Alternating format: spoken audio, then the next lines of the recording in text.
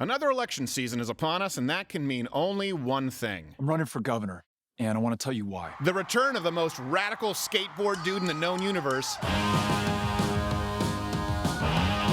Beto Francis. Now, after a failed run at the Senate and the presidency, Beto is now setting his sights on becoming the next governor of Texas. Hell yes, we're going to take your AR-15, your AK-47. And what better way to gin up enthusiasm than to head to Livingston? Now, here's where I should say I have nothing against Livingston. It's a nice town filled with friendly and welcoming people. I'm sorry, I'm not racist. Well, I'll take that back. But I couldn't help wonder why Beto chose to hold one of his town halls here, especially since Donald Trump won the county by 54 points in 2020. Now, I would have loved to investigate this matter myself, but considering that these organizations now have my poster up on a wall, in my stead, I decided to send a team of my finest to see what Beto and the town were all about.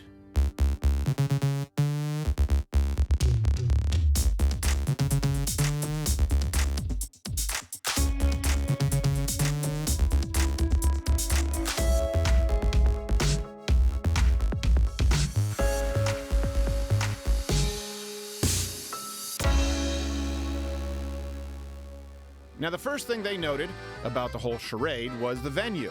It was not exactly huge. I mean, if I were to give a generous estimate, a very generous estimate, I'd place it at maybe about 110 people. Now, what the event lacked in attendance, however, it more than made up for with the kind of enthusiasm which can only be found in the most youthful among us.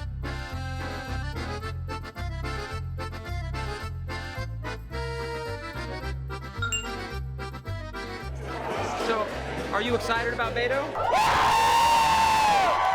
There was also a lot of electric energy from other people.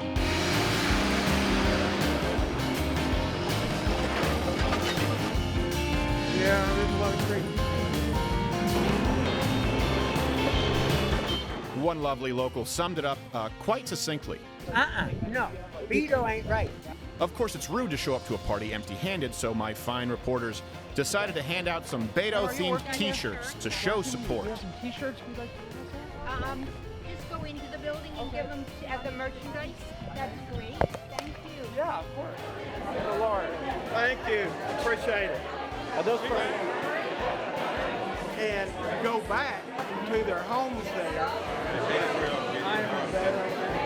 I think they were a hit. Unfortunately, Beto's staffers weren't so keen on the shirts being free while they were trying to turn a profit with theirs. We don't want to cause them trouble. You're giving out free ones, and we're trying. But you shouldn't. Oh, but you shouldn't. Like some people can't afford shirts, though. That's true. I know. Yeah, So I'm that's just not. saying. I know. Really, before we have things that are going on, and they're responsible. So you're trying to do a little bit of capitalism up in here. Down with capitalism!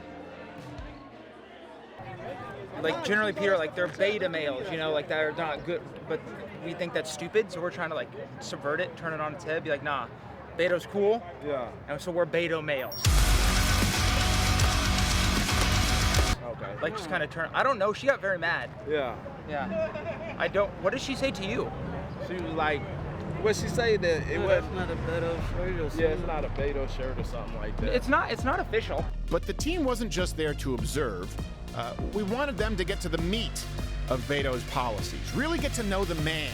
Luckily for them, Beto couldn't resist the pheromonal allure of our Beto's bears.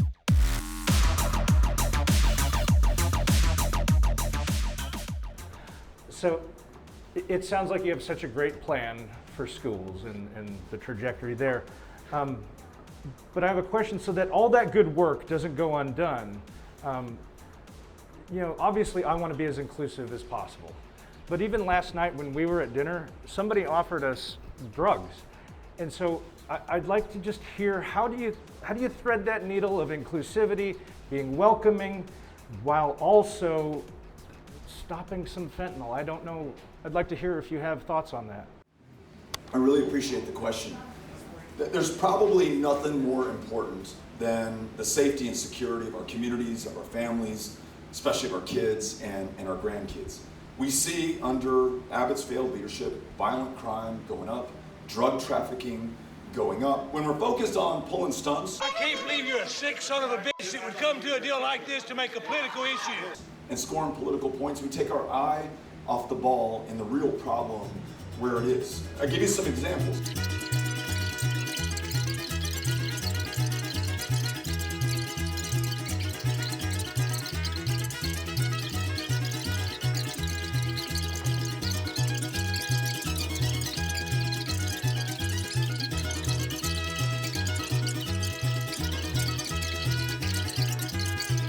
Remember when he signed the abortion ban? And where's this going? Governor, you understand there's no exception for incest. How do we get here? And like a deer caught in the headlights, he said, well, we're going to eliminate rape.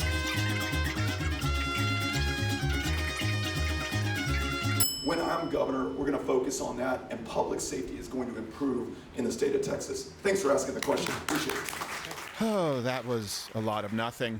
Quite a bit of talking. A lot of nothing. Let's give it one more shot. Hello, Mr. Beto. How you doing? Very good. How are you doing? I'm good. I'm Ruben Perez. Oh, sure. We're both Catholic, right? Yes. Okay. I'm having an issue real fast. My family, I think you're great. I want them to vote for you, but they have the sticking point with the pro-choice thing. You know, we're both pro-choice. They're not. What do you think I can tell them to maybe help persuade them to vote for you? I don't know anyone who is pro-choice or pro-life who is happy with what we're doing in Texas right now. Here we go again.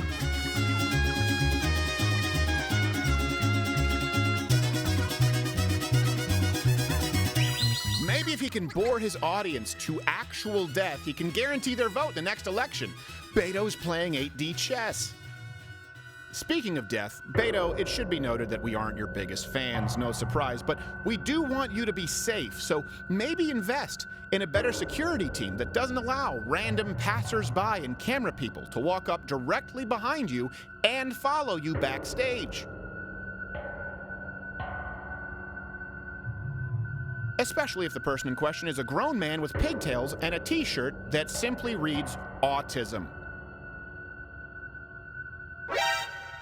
All right, that's enough. What did the good townspeople of Livingston, Texas think of all this? Do you think the personality of the candidate matters pretty dramatically? Definitely, more than any issue. In my book, if you can answer the questions that are asked of you, and if you don't know the answer, at least say, I'm not sure on that.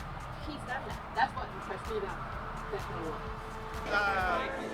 Obama, I had 3 Biden signs, big ones, stole off my property. Yeah. And I was more than willing to sit around and wait for him to show back up. Yeah. And do what?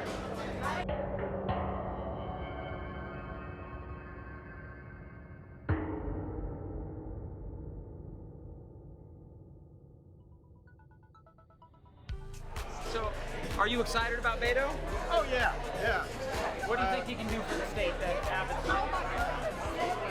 Well, like we were just talking about, her son, who is a lot younger, was talking about, well, where's his big money coming from? Well, they all get big money.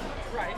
And I'm more concerned about where the heart of the person that's getting that money is to begin with. That sign's amazing.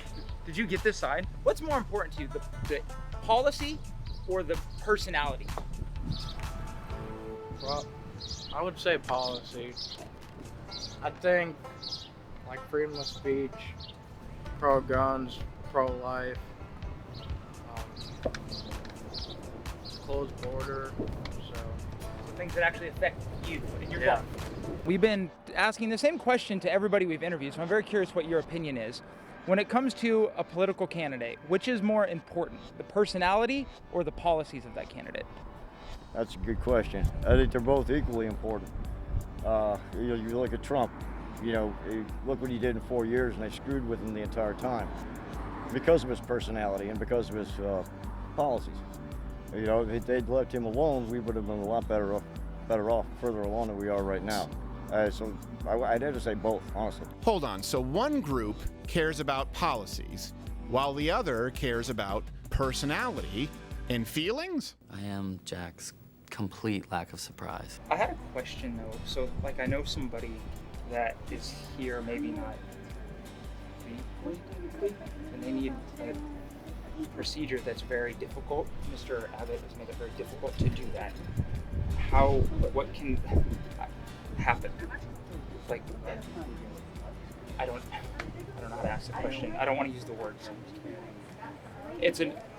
You would be in very big trouble under Mr. Abbott if you went to seek out that procedure. Yeah. Listen, I'd be happy to take a picture with you.